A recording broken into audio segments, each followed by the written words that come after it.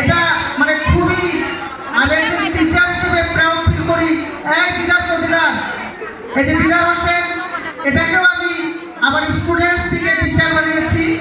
অর্থাৎ একজন শিক্ষকের তখনই যে সার্থকতা যখন একজন ছাত্রকে শেখাতে পারি আমরা, আর ছাত্র যখন সেটা আমাদেরকে স্টুডেন্টের সামনে ডেলিভার করতেছে, এটা খুবই আমাদের কাছে একটা আবেগের জায়গা। যাই হোক, আমি মালিহা বিনতে মামুনকে বলবো কিছু বলার জন্য। বিউপিতে বিবিএ ফ্যাকাল্টিতে চান্স পেয়েছে, যদিও সায়েন্সের প্রস্তুতি নিয়েছিল, মেডিকেলে প্রথম বছর বেসরকারি মেডিকেলে চান্স পাই, তো যায় নাই, অনেক ডিপ্রেশন ফিল করতো, সেই জায়গা থেকে আসলে সে কামব্যাক করেছে।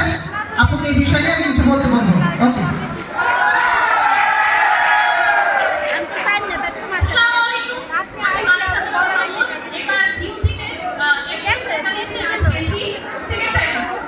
ফার্স্ট টাইমে মেডিকেলের প্রতি আবেগ ছিল অনেক,